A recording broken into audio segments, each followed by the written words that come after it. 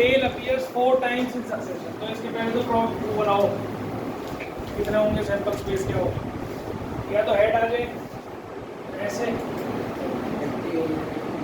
या टेल के बाद हेड आ जाए, या टेल टेल हेड आ जाए, या टेल टेल टेल हेड आ जाए। 4 बार से ज़्यादा नहीं कर सकते इसको, है ना। स्टॉज अंटिल हेड अपीयर्स और टेल अपीयर्स 4 टाइम्स। तो उसके बाद ठीक है। तो इस तरह का find the probability distribution of number of tosses. Head wait का कुछ नहीं, नंबर ऑफ टॉसेस। तो एक्स क्या होगा, पी एक्स क्या होगा, एक्स को क्या लूँगी। जो बच्चे आते हैं ना प्रेजेंट होते हैं क्लास में, उन्हें समझ में आता है, आपको समझ नहीं आएगा। घर बैठो आराम करो, छुट्टियाँ मनाओ, मैं कुछ नहीं कर सकता। इसको जो डिवीजन होगा तो समझ, ठीक है। तो नंबर ऑफ ट्रायल्स एक्स क्या होना चाहिए, टोटल एक्स 0। क्यों, क्या कह रहा है क्वेश्चन में, क्या कह रहा है, डिस्ट्रीब्यूशन किसका निकालना है, नंबर ऑफ टॉसेस का, नंबर ऑफ टॉसेस का। तो क्या मैंने ऐसा है कि टॉस करा ही नहीं, करा है, तो 0 तो हो नहीं सकता। तो एक्स कहाँ से शुरू होगा, या तो 1 बार करा है, या 2 बार टॉस करा है, या 3 बार करा है, या 4 बार करा है। एक्स के हम 4 टॉसेस करें। तो अगर 1 टॉस करा है तो उसकी प्रोबेबिलिटी क्या होनी चाहिए, 1/2 होगी कि नहीं।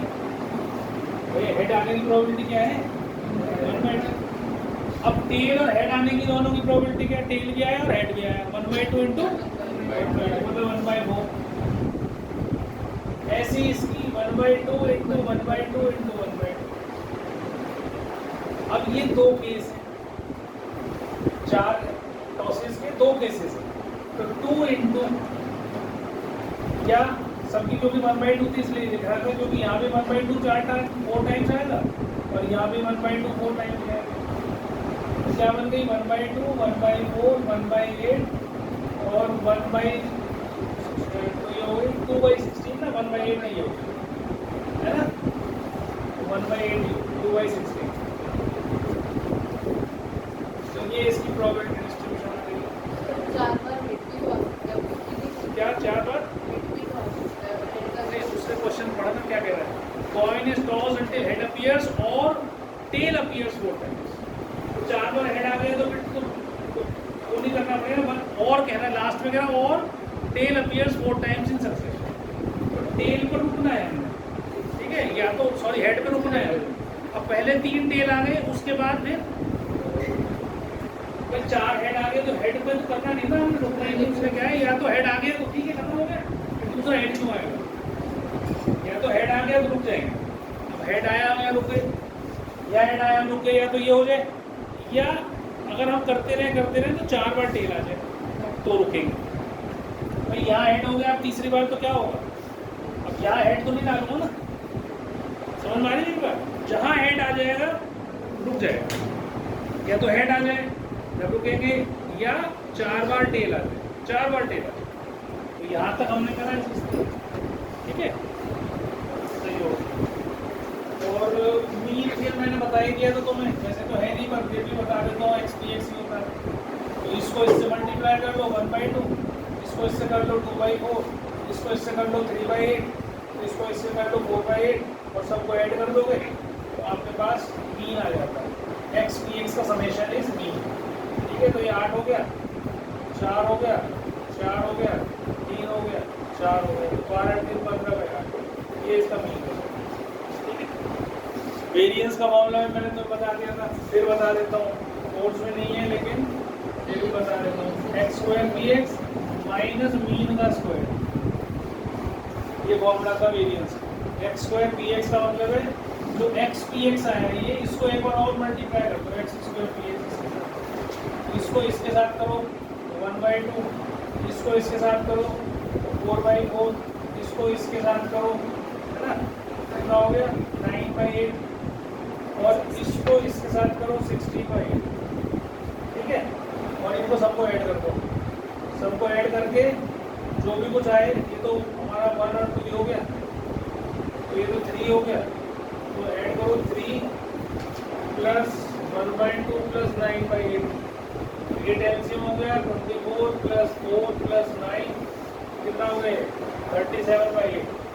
तो ये तो यहाँ आ गया 37/8 और माइनस जो मीन आया था वो हमारा क्या आया था एक्सपीरियंस 15/8 उसका स्क्वायर 125/64। ये वेरिएंस आ जाएगा सॉल्व कर दो। ठीक है नहीं कोर्स में पक्का है पर फिर भी बता दिया मैंने तुम्हें जब कहीं आता है। ठीक है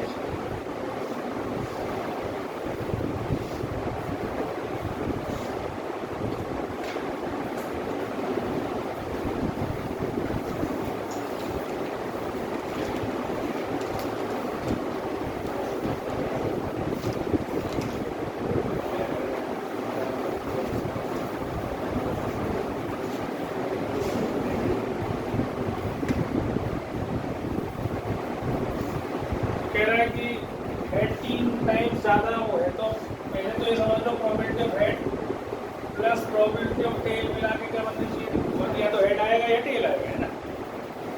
तो इसकी प्रोबेबिलिटी 3 टाइम ज़्यादा है तो अगर मैं इसकी p ले लूँ या x ले लूँ तो इसकी क्या हो जाएगी 3x तो 4x = 1 तो x कितना आ गया 1/4। इसका मतलब प्रोबेबिलिटी ऑफ टेल क्या होगी 1/4 तो प्रोबेबिलिटी ऑफ हेड क्या होगी 3/4।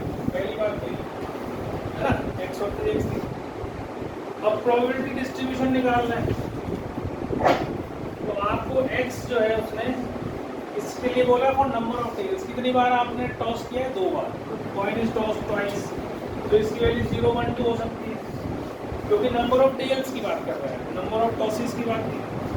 नंबर ऑफ टेल्स क्या हो सकते हैं 2 कॉइन उछालते हैं तो क्या क्या केस बनते हैं या तो हेड आता है या टेल टेल हेड टेल ये होगा ना।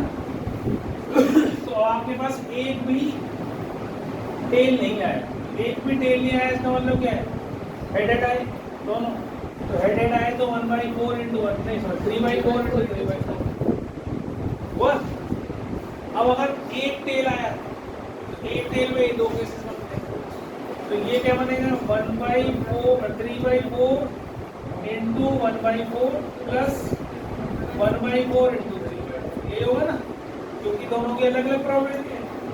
और अगर दोनों टेल आ गए तो ये तो 1/4 ना टेल की क्या थी 1/4 तो ये कितनी बन गई 9/16 ये कितनी बन गई 6/16 और ये कितना बन गया 1/4।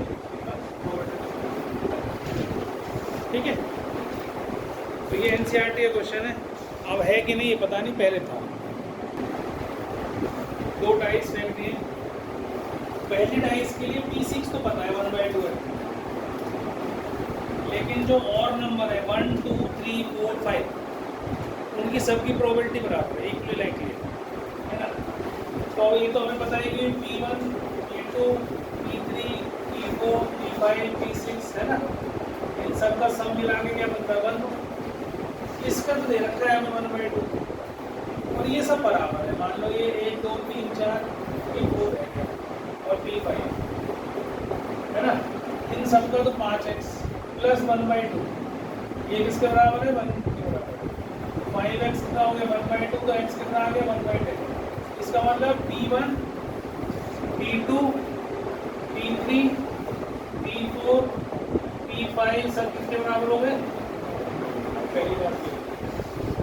दूसरे केस में भी ऐसे ही है ये तो केस नंबर 1 हो गया।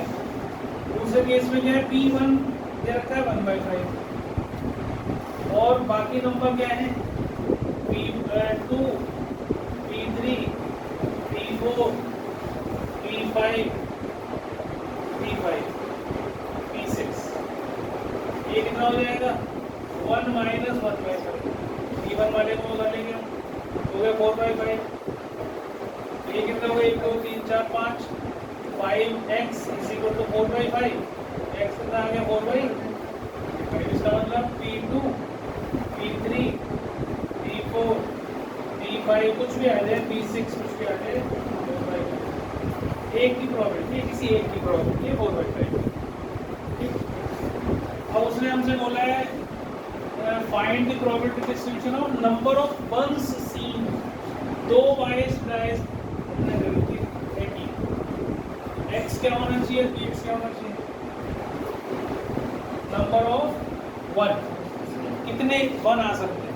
एक भी ना आए, एक आ जाए तो दोनों आ जाए, तो दोनों डाइस पे 1 1 दिख जाए हमें, या एक पे दिखे या एक पे भी ना दिखे। अगर एक पे भी नहीं दिखा, एक पे भी नहीं दिखा, इसका मतलब पहली डाइस पे 1 नहीं आया, उसमें कोई और नंबर आया, और दूसरी डाइस में भी कोई और नंबर आया। तो 1 आने की प्रोबेबिलिटी क्या थी इसमें? 1/10। तो नहीं आया, तो 1 - 1/10 इंटू दूसरे वाला क्या है? P1 की क्या है? 1 - 1/5। तो ये होना चाहिए 9/10, और ये कितना होना चाहिए? 4/5। दैट मीन्स 2 और ये 5 है ना, तो 18/। अब ऐसे ही दूसरा वाला देखो कि एक 1 आया, एक 1 आया तो कहाँ आया? पहली डाइस पे आया या दूसरी डाइस पे आया? तो पहली डाइस पे अगर 1 आया तो दूसरी डाइस पे कोई और नंबर आया, है ना, और अगर दूसरी डाइस पे 1 आया तो पहली डाइस पे कोई और नंबर आया। तो अपने आप करो, देखो कितना आता। चलो, और दूसरे में दोनों में डाइस पे 1/10 आया, 1 को आया, 1 आया, तो ये वाला आसान है करना। तो दोनों पे 1 आया तो उस पहले वाले में इसकी प्रोबेबिलिटी क्या थी? 1/10, और दूसरे में क्या थी? 1/5। तो इसका सीधा 1/50 होगा। तो दोनों डाइस पर हमारा 1 आ गया। अब सेकेंड वाला केस अपने आप करो। पहले डाइस पे 1 आया, तो अगर पहली डाइस पे 1 आया तो उसकी प्रोबेबिलिटी 1/10।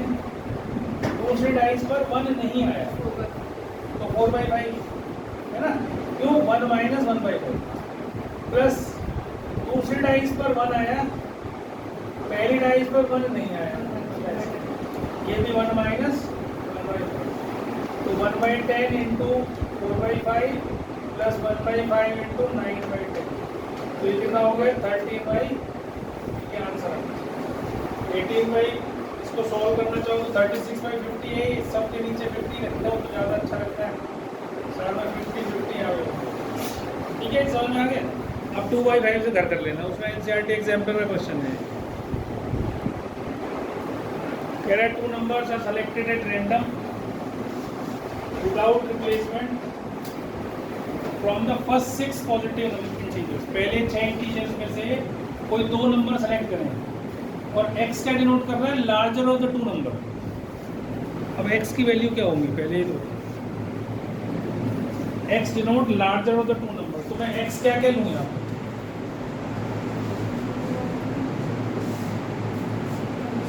2 नंबर्स चूज करने हैं, उसमें से x denotes larger of the 2 number, तो what should be the value of x?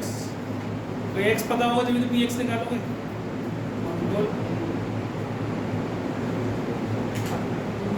ठीक से बोल दो कि 2 लेंगे सबसे पहले। क्यों लेंगे? 2 3 4 5 6। ठीक है, क्यों लेंगे? क्योंकि भाई 2 नंबर सेलेक्ट करें, अगर 1 करा तो उसके साथ 2 सेलेक्ट होगा, या तो कम से कम तो 2 ही होगा ना। तो लार्ज 2 नंबर्स x की वैल्यू जो है मिनिमम 2 होनी चाहिए, क्योंकि 2 नंबर सेलेक्ट करें तो larger of the number should be minimum 2। 3 भी हो सकता है, 4 भी हो सकता है, 5 भी हो सकता है, 6 भी हो सकता है, इससे बड़ा भी नहीं हो सकता। समझ में आई बात? क्योंकि 6 ही तो नंबर है हमारे पास। इंटीजर कितने? First 6 positive integers. ठीक है, अब इसकी प्रोबेबिलिटी क्या होगी भैया? जो नंबर सेलेक्ट करें, तुमने 2 नंबर सेलेक्ट करें, तो अब ये भी हो सकता है कि 2 पहले आ जाए, 1 बाद में आए, या ये भी हो सकता है 1 पहले आ जाए 2, क्योंकि लार्जर ऑफ द 2 नंबर है। ये तो कहा नहीं कि कहाँ है, 2 नंबर सेलेक्ट करें, उसमें से एक बड़ा होना चाहिए। तो अब इसका मतलब ये 2 केसेस हो सकते हैं इसके, है ना। तो अगर हम लेते हैं कि भाई 2 पहले आ गया, तो 2 की प्रोबेबिलिटी क्या होगी? 1/6, और 1 की प्रोबेबिलिटी क्या होगी? 1/5 भाई, क्योंकि विदाउट रिप्लेसमेंट बोला उसने 1/5। फिर दूसरा केस क्या होना चाहिए? 1 आ जाए तो 1/6, और इसका 1/5, तो मतलब 2/30। ये इसका आंसर होना चाहिए पहले वाले। ठीक है, आगे समझ में? नहीं, बोर्ड में आया हुआ क्वेश्चन है, ढंग से कर लेना, वैसे ही कर देना, लाना। बोर्ड में आ चुका 2-3 बार ये, समझ में आ गया? अब अगर 3 आ जाए पहले, बड़ा नंबर जो है वो 3 हो, तो उसके साथ क्या केस हो सकते हैं? कोई उससे छोटे वाले नंबर आ जाए तो दो कोई और नंबर आ जाए और एक 3 आ जाए, इसको कैसे लिखेंगे हम?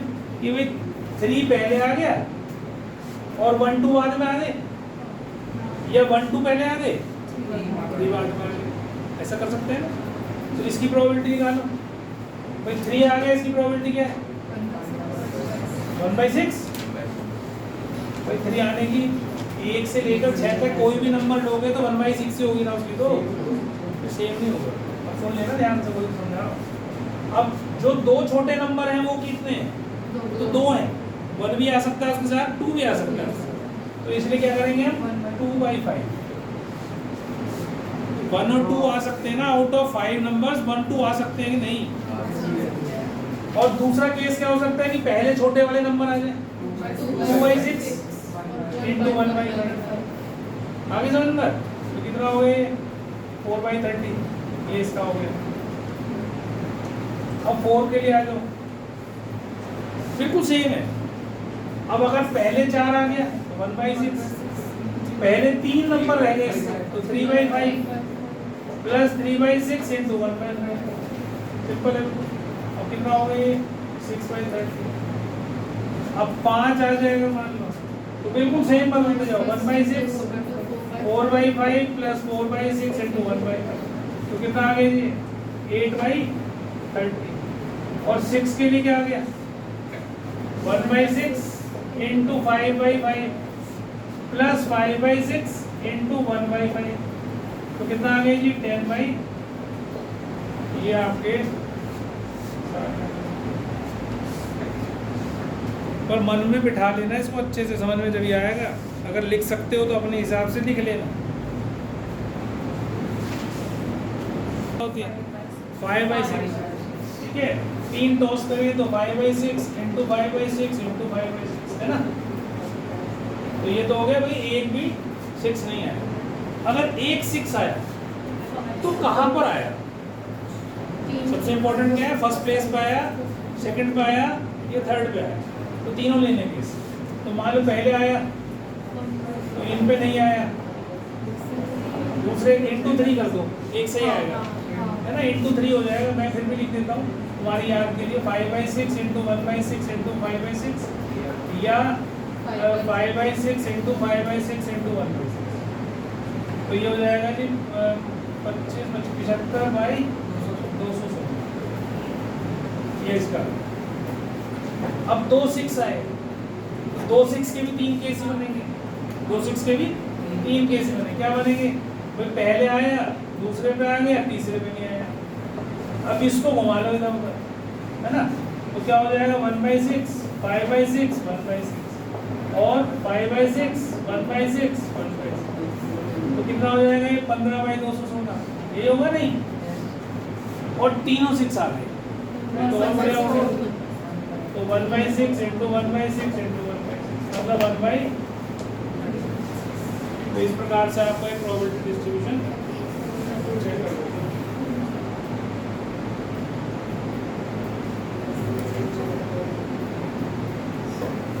ठीक है, परफेक्ट है। अब इसके बाद अगला क्वेश्चन है,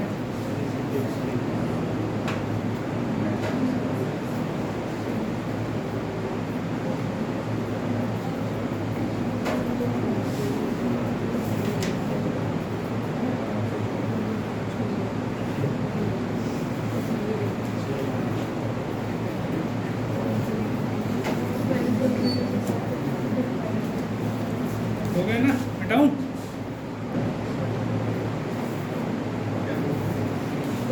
भाई देखो, पहले सारे केसेस लिख लो, पहले सारे केसेस लिख लो। 3 कॉइन अगर उछालेंगे तो क्या क्या केसेस बनते हैं? हेड हेड हेड, ये पहले मैं ऐसे लिख देता हूँ, थोड़ा आसान लगता है, सोचना नहीं पड़ता।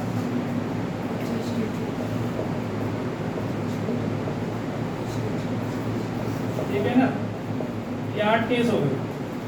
तो या तो यहाँ 5 रुपए जीतेगा या यहाँ 5 रुपए जीतेगा, बाकी सब में तो हारना ही हो सकता है ना। तो अब ये कितना है? ये क्या होगा? इसकी प्रोबेबिलिटी क्या होगी? 5 रुपए जीत रहे 2/8 out of 8 cases, out of 2 cases तो 8 केसेस, 2 केसेस हैं, 3 हेड के और 3 टेल, और ये 6 केसेस हैं। इन सब में -3 ही करना है तो 6 होगा। ठीक है, ये तो हो गई प्रोबेबिलिटी डिस्ट्रीब्यूशन तक। लेकिन जो उसने कहा है कि एवरेज पर गेम क्या जीतेगा, तो उसके लिए मीन निकालना पड़ेगा। ठीक है, तो हो जाएगा 10/8 दिस इंटू दिस, और प्लस ये माइनस हो जाएगा 18/8। तो कितना आगे ले आता है, -8/8, मतलब 1 रुपया हार जाएगा। ऑन एन एवरेज पर गेम ही विल लूज 1 रुपी। समझ में आ गई बात? ये नहीं निकालना आपने, ये तो क्वेश्चन था उसमें एवरेज में से तो मैंने उठा के तुम्हें दे दिया है। पर अगर ऐसा कोई क्वेश्चन आता है प्रोबेबिलिटी डिस्ट्रीब्यूशन बनाने के लिए तो ऐसे करना है, इसलिए करवाया ये। ठीक है, और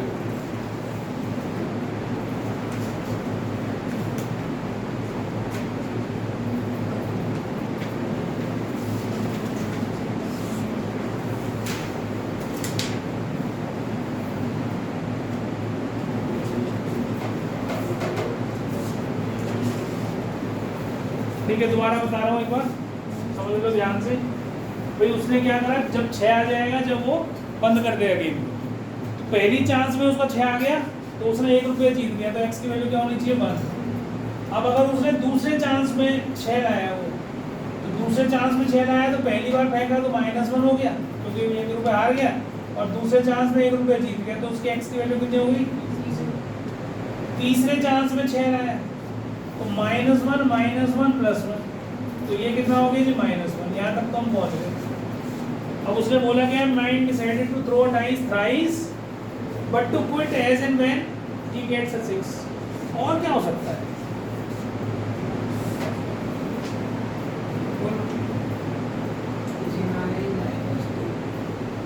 किसी में आया ही नहीं 6, तो -1 -1 -3, और कुछ हो सकता है। ये लगभग वैसे ही क्वेश्चन है, पूछ रही थी ना कि सर हेड क्यों नहीं आया। ऐसे ही यहाँ पर है कि 6 आ गया तो बंद ही कर देगा गेम, तो या तो 6 पहली चांस में आएगा, या 6 दूसरी चांस में आएगा, या 6 तीसरी चांस में आएगा। ये ऐसा होगा आएगा ही नहीं, है ना। पर उसको ज़्यादा से ज़्यादा 3 बार ही फेंकना है, उससे ज़्यादा। तो ये इसकी एक्स की वैल्यूज होगी। अब इनके तुम निकाल दो, भाई पहली चांस में अगर 6 आ गया, डाइस तो तुमने एक ही फेंकी है, तो 1/6, तो इसकी प्रोबेबिलिटी 1/6। अब इसमें दूसरी चांस में आया तो 1/6 × 5/6, तो एक बार पहली बारी में आ गया, या पहली बारी में नहीं आया, ने उल्टा लिख दिया भाई, पहली बारी में नहीं आया, दूसरी बारी में आया। यहाँ पर क्या आया, पहली बारी में नहीं आया, दूसरी बारी में नहीं आया, तीसरी बारी में आया, और यहाँ एक बार भी नहीं आने की प्रोबेबिलिटी 5/6 है, आने की प्रोबेबिलिटी 1/6। तो अब इसको अगर हम देखें तो ये 1/6, 5/36, 25/216, और ये कितना हो गया, 125/216। अब कितने रुपए उसने जीते ये भी चेक कर लें, ये हारा अगर ऐसा करता है तो। कि तुम्हें ये बता रहे हैं कि जुआ जो है वो हमेशा उनके लिए होता है जो खिलाता है। वो ऐसी कंडीशंस लगाते हैं यहाँ पर कि तुम जो है हारो ही हारो। ठीक है, तो अब x p x करता हूँ, तो ये हो गया 1/6, ये हो गया 0, ये हो गया -2/216, और ये हो गया -375/216। अभी सबको ऐड कर दो, सबको ऐड करो जरा, कितना बन गए, यहाँ आ जाएगा 36 माइनस ये हो गए 400 अपॉन 216। तो मतलब अभी भी कि आप कितना आ गए, नेगेटिव में आ रहा है, 9 में से 3 गए 6, और कितना हो गया जी 3 -364 अपॉन 216। इसको काट पीट कर लो, मतलब नेगेटिव में रही। ठीक है, -91/54 आता है, तो नेगेटिव में ही रहोगे जब भी जुआ खेलोगे। तो ये रमी सर्कल, कौन कौन से सर्कल है ना, ये सर्कल ही बना देते हैं। कौन कौन से, वो एक वो भी चलता है ना जब क्रिकेट चल रहा होता है इस टाइम। बेटा ध्यान दो इधर की तरफ, जरा बात नहीं करो। PAYES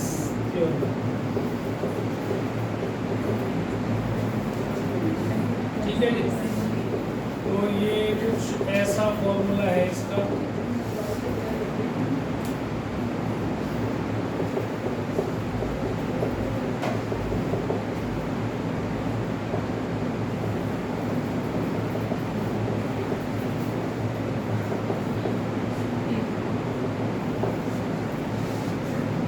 ठीक है, आई की वैल्यू 1 2 3 4 अप टिल n। आई क्या हो गया 1 2 3। पहले तो ये फॉर्मूला होता है।